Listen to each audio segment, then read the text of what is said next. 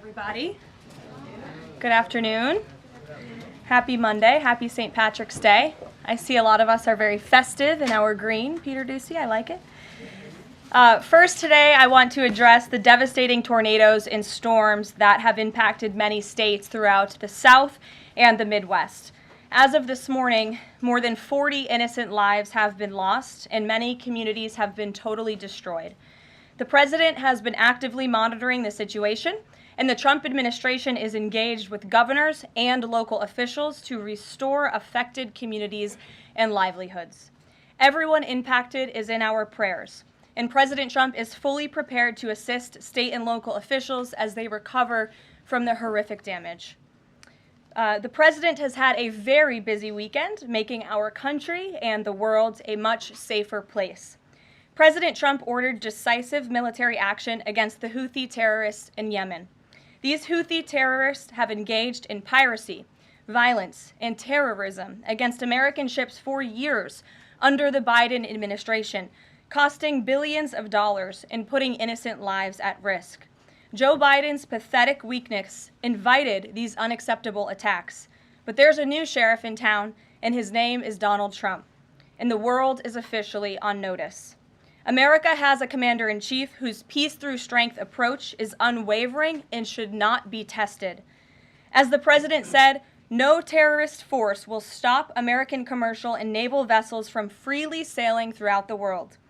Houthi terrorists and their Iranian backers should not cross President Trump again, and the president has made that clear today.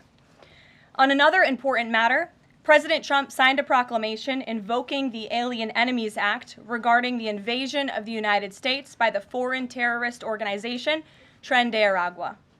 At the president's direction, the Department of Homeland Security carried out a counter-terrorism operation deporting nearly 200 violent Tren de Aragua terrorists, which will save countless American lives. Thanks to the great work of the Department of State, these heinous monsters were extracted and removed to El Salvador, where they will no longer be able to pose any threats to the American public.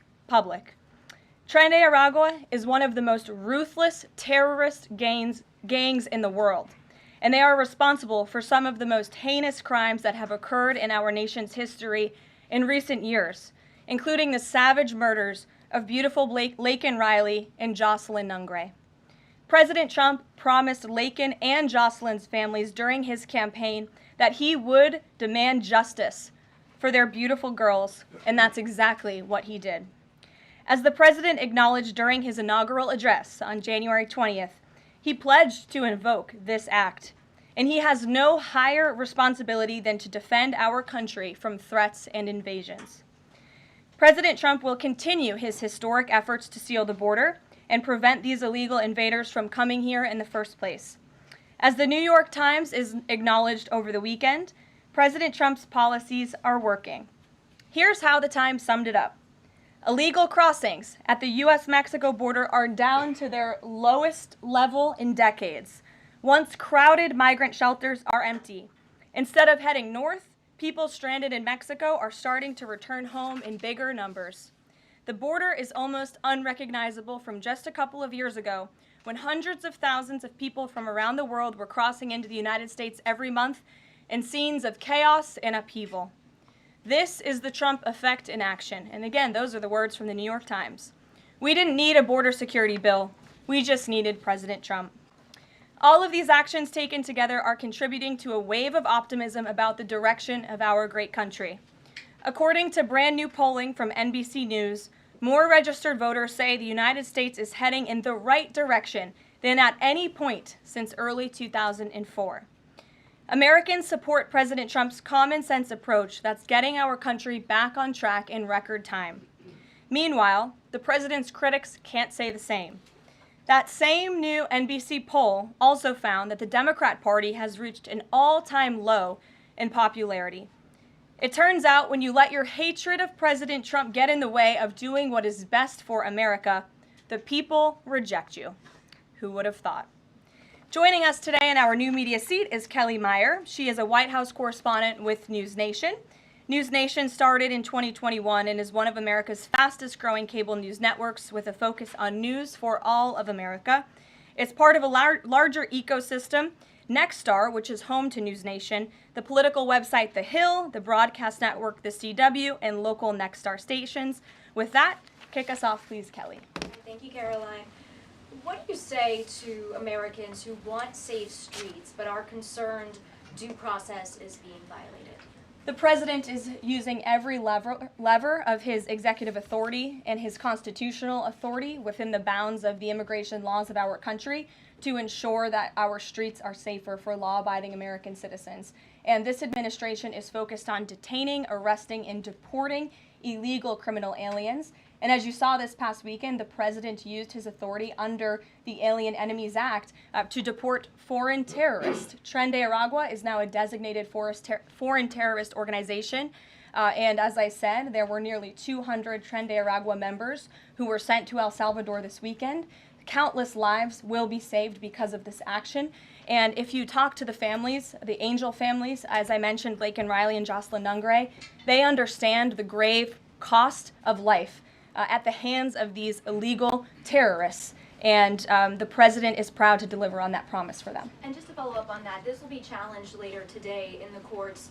Does the president, does this allow him to defy the court order without having this the checks and balances and the separation of power?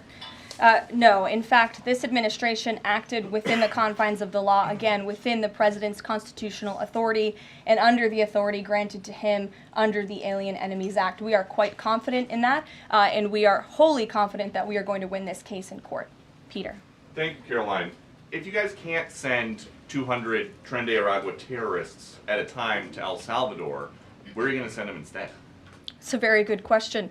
You'd have to ask the courts and the people on the left who are trying to fight this administration for doing the business that this president sought out to do, which is to deport these foreign terrorists. And we're very grateful to President Bukele and to El Salvador for accepting these heinous monsters where they will face justice. And if these guys are terrorists at war with the United States, is President Trump considering anything more lethal to address them than just sticking them on a plane somewhere else? Well, it sounded like you had a little bit of curiosity in the premise of your question, so I want to address it. These are designated foreign terrorists. The president signed a proclamation on February 20th, 2025, designating TDA as a foreign terrorist organization that was in consultation with the Attorney General and the Secretary of Treasury. That was pursuant to 8 U.S. Code 1189. The president has the right to do that, and I think nobody would argue that Tren de Aragua should be designated a foreign terrorist organization. If you want to have that argument, I'm happy to do it. These are heinous monsters, rapists, murderers, kidnappers, sexual assaulters, predators who have no right to be in this country, and they must be held accountable. And something different. There is now a member of the European Parliament from France who does not think the U.S. represents the values of the Statue of Liberty anymore. They want the Statue of Liberty back. So is President Trump going to send the Statue of Liberty back to France? Absolutely not. And my advice to that unnamed low-level French politician would be to remind them that it's only because of the United States of America that the French are not speaking German right now. So they should be very grateful to our great country. Kelly. Is the administration prepared to give the court what it wants in terms of the time of the flights that departed, that went to El Salvador, and some of those details that the judge is asking for in trying to determine the timing? Clearly, the 5 named individuals were not deported That's in right. compliance, but looking more broadly, wanting to know about the timing of flights and so forth, because the verbal order did say turn around the flights if there's an issue. So is the administration prepared to provide that information? I'm prepared to provide it right now. All of the planes that were subject to the written order, the judge's written order, took off before the order was entered in the courtroom on Saturday. And the administration will, of course, be happily answering all of those questions that the judge poses in court later today.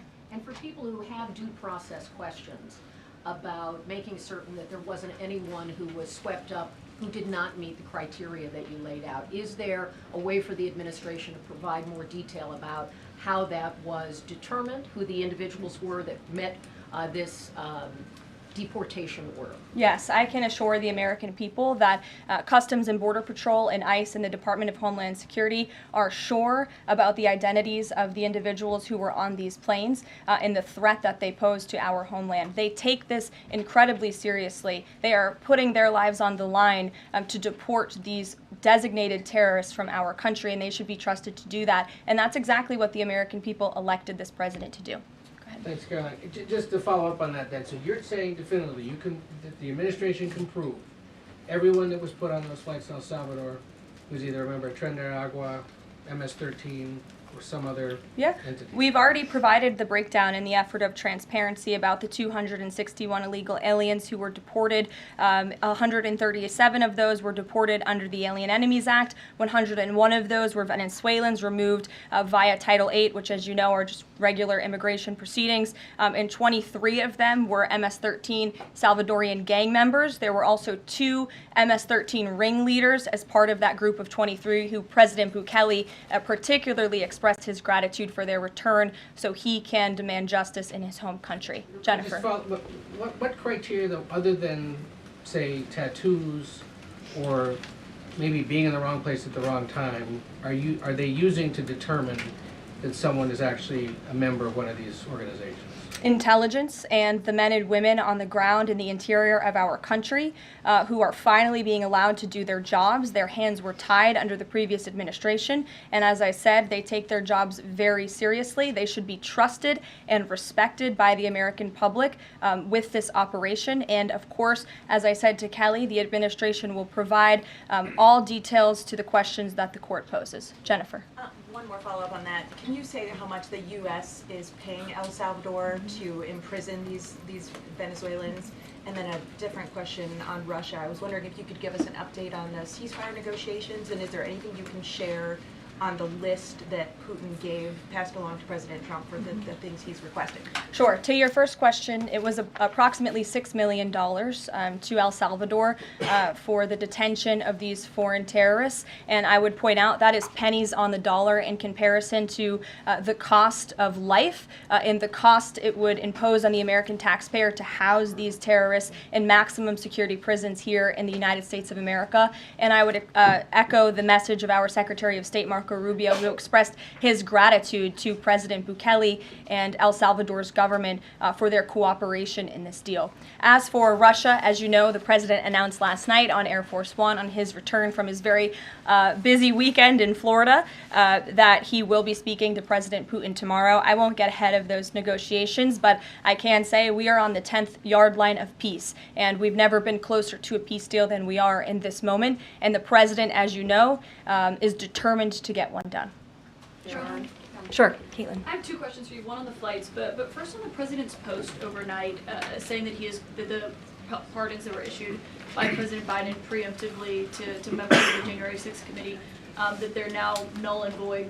Have attorneys here at the White House told President Trump that he has the legal authority to undo a pardon simply because it was signed by auto pen, as he said?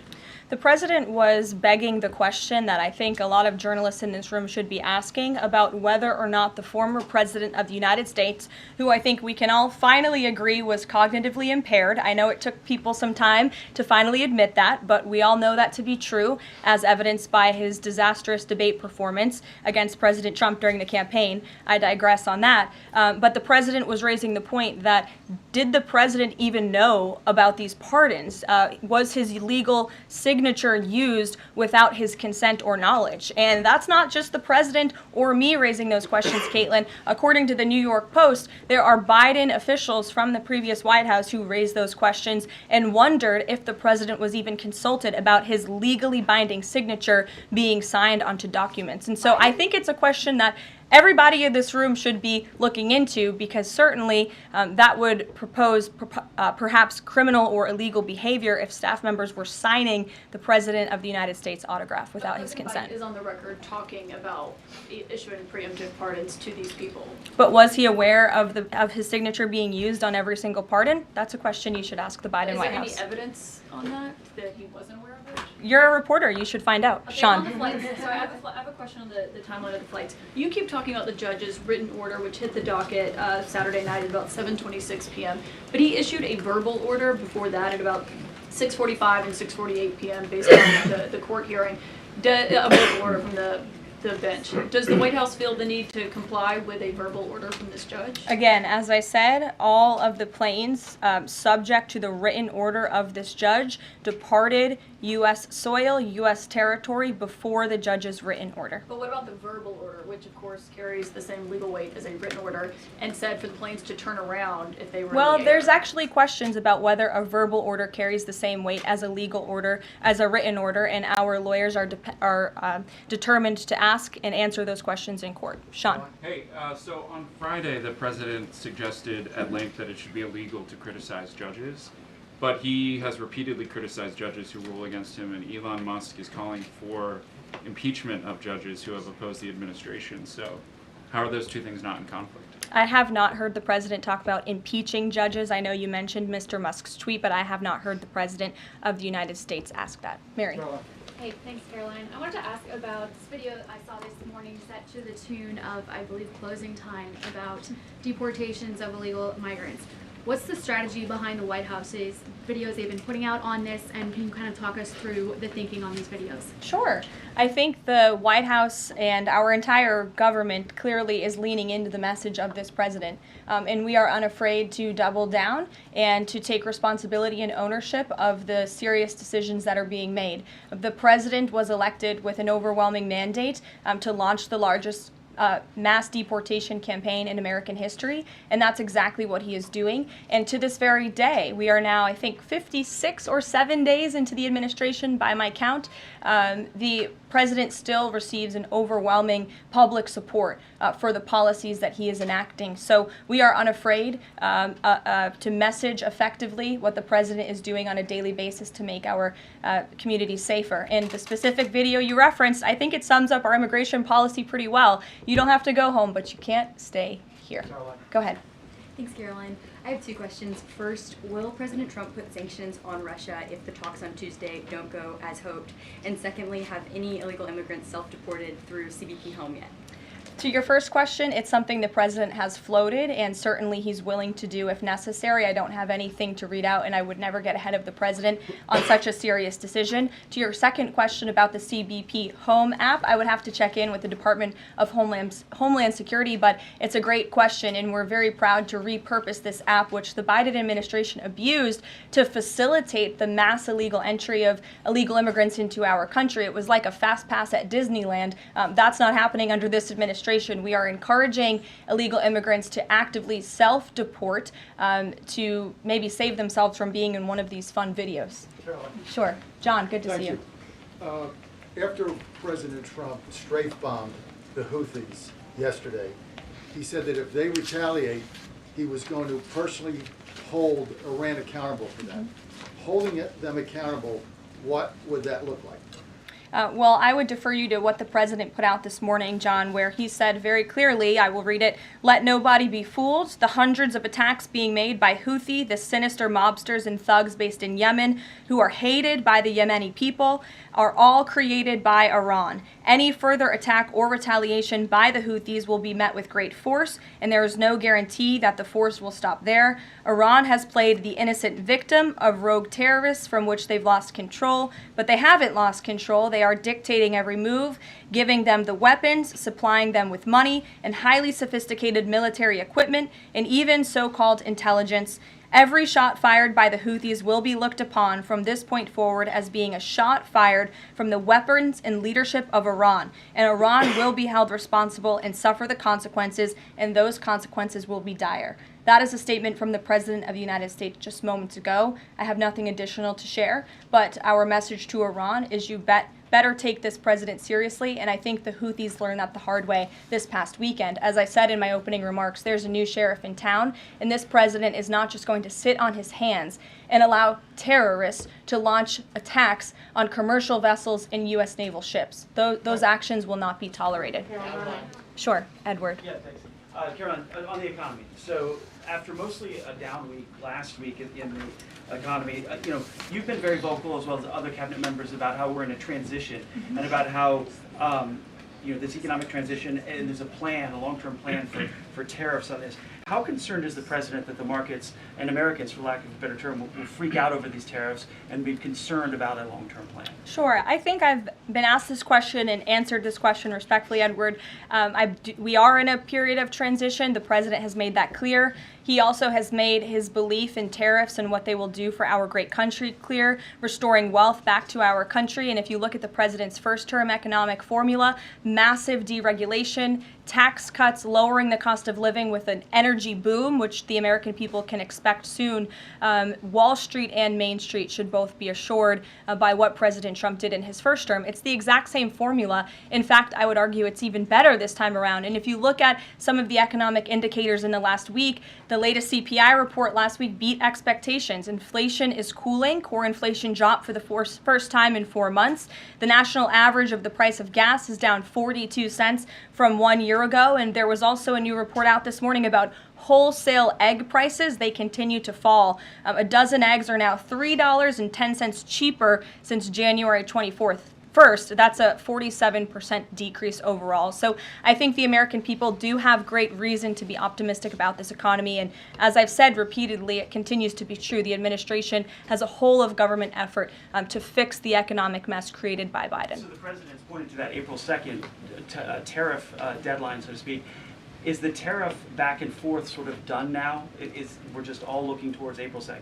Well, I think the president would tell you that all options are always on the table, and he's always ready to respond if he feels the United States is being unfairly treated by our allies and also our competitors around the world. But yes, the April 2nd day is a big day for the country, as the president has said. Reciprocal tariffs will go into effect. We'll have more details on that as the date nears, but our entire trade team, Secretary Lutnick, Secretary Bessent, the vice president has been quite involved in these talks and discussions as well about what that will look like. And the president, as you always do, you will hear from him directly on it. Deborah Saunders, how are you? Fine. How are you doing, Karoline? Good, thanks. Former Pardon Attorney Elizabeth Boyer believes she was fired for refusing to sign off on a move to restore gun rights to actor Mel Gibson. DOJ's Todd Blanche says no. But I want to know, is the administration dedicated to restoring gun rights to felons who served their times? I ask this because I've talked to people who were pardoned. They felt that was important. Of course, this isn't necessarily for a pardon. What is the president's thinking on this issue? Sure. After you've served your sentence, should you have gun rights? It's an important question. It is one I have not spoken to the president about on his views, but I will take it to him this afternoon. I will tell him you asked, and we will get you an answer. You're welcome. Jonathan. Thanks a lot, Caroline. A question for you regarding the administration complying with judges' orders. I want to ask about an administration spokesperson who's the border czar, Tom Homan. He was on Fox News. We love Tom Homan. And he was talking about the deportations, and he said the following. He said, "We're not stopping.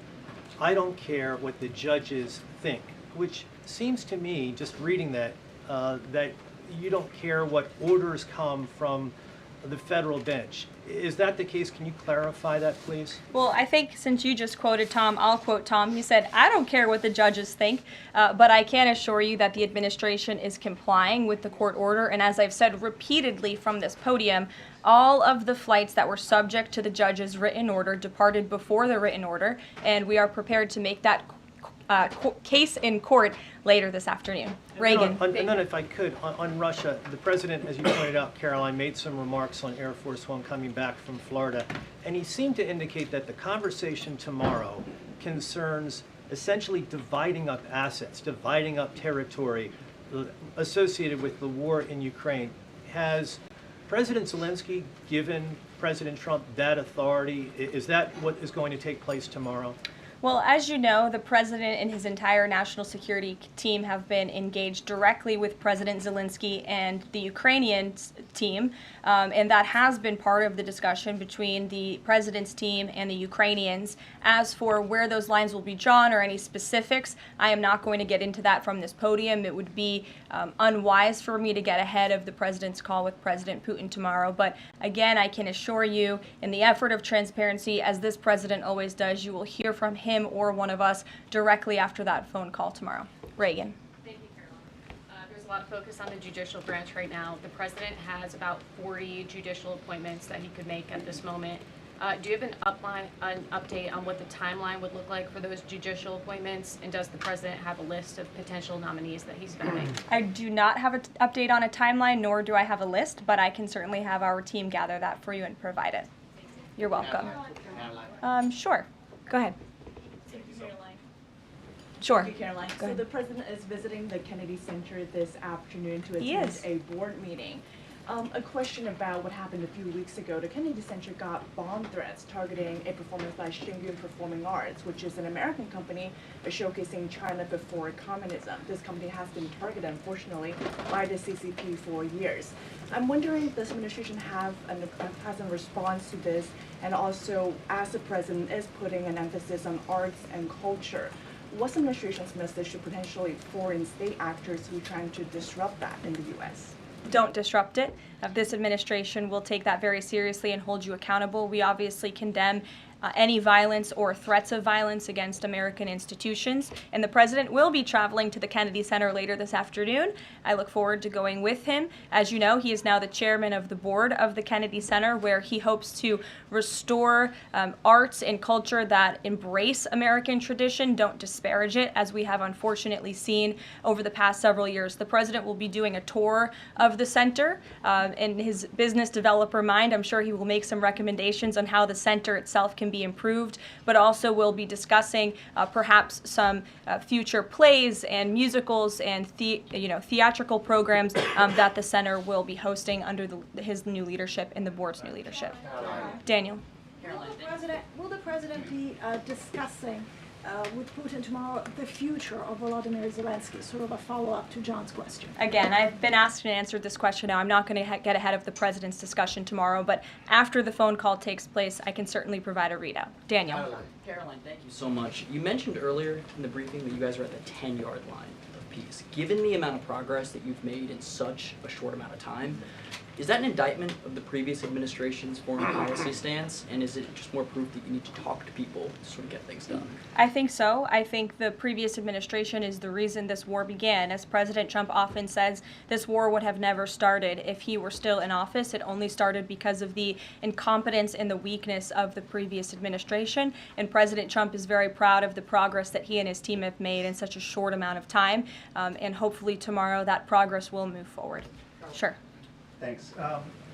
There have been some media reports just in the last few hours that the administration has decided to withdraw from the International Center for the Prosecution of the Crime of Aggression against Ukraine, which is designed to hold Putin accountable for war crimes. Are you able to confirm that? And if that has occurred, why has that occurred? I'm not able to confirm it because I have not heard that. I will caution, I know there have been many inaccurate and misleading reports from Reuters lately, so I would caution anybody taking that seriously, but I can check in and get back to you. Rachel. Thanks, Caroline. Is it the president's belief that the Justice Department should be investigating members of the January 6th Select Committee? Is he directing the DOJ to do that? As the president made it very clear in his address on Friday, I believe some of you were there, I was there, he made his vision for what he would like to see of the Department of Justice very clear, but he said that he has appointed great people in Attorney General Pam Bondi and also in our FBI Director Kash Patel to do what they think is best for our justice system and to stop the weaponization of justice that we saw under the previous administration against not just President Trump but his supporters as well. We want to restore the Department of Justice to an institution that focuses on fighting law and order and crime and putting real criminals behind bars, not targeting Americans because of their religion or their political speech. We saw that under the previous administration and it's unacceptable to this president. And just to follow up really quickly on just Homan's comments from earlier, a few weeks ago in the Oval Office, the president said he will always abide by the courts. We heard what Tom Homan said earlier today. So I'm only asking just to be clear for the American people. It is the administration's belief that that you feel like you are bound to comply by the judge's orders? We are complying with the judge's orders. Question on the storm. Sure. What role does the president see for FEMA with these storms? He's talking about getting rid of FEMA, states handling their own disasters. does he plan to change how the federal government responds to these storms? There hasn't been a change yet. That doesn't mean there couldn't be in the future. But as of right now, the president, the entire administration are actively monitoring the storms, as I said. In fact, before I came down here, there was an email note in my inbox from the Department of Homeland Security on what they are actually doing state by state across the board. So rest assured, Secretary Noem and her team is on it, and I would defer you to the Department of Homeland Security for any further details. One more question. The president referenced power plants with a conversation with Vladimir Putin. What is he referring to with power plants? What is that? There's a power plant that is on the border of Russia and Ukraine that was up for discussion with the Ukrainians, and he will address it in his call with Putin tomorrow. The nuclear plant. Correct. Okay. Yes. Caroline? Do you have a question? Yes. Okay. I wanted to ask you if you would be releasing more granular data about the people who were sent to El Salvador this week. Particularly, will you be releasing their names?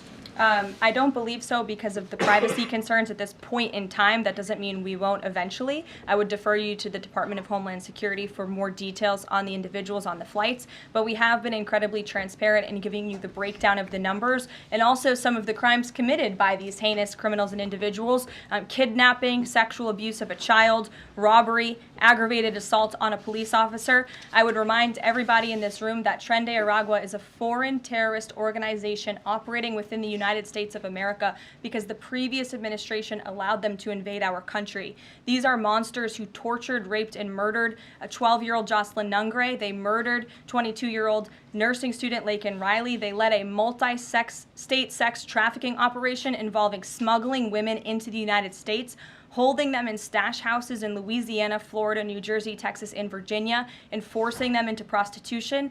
They kidnapped and murdered a 33-year-old woman in Texas. They sexually and physically assaulted a woman and her daughter in Wisconsin. They conducted a mass shooting in Illinois. They peddled untraceable ghost guns across New York City, took over an Aurora, Colorado apartment complex where they kidnapped and tortured victims. And by the way, many of you in the mainstream media said that didn't happen. It turned out that it did. And because of the effective immigration policies of this administration, those foreign terrorists were detained and they are no longer operating on American soil, and we have President Trump to thank for that. We'll see you guys later at the Kennedy Center. Thanks so much. Thanks, Caroline.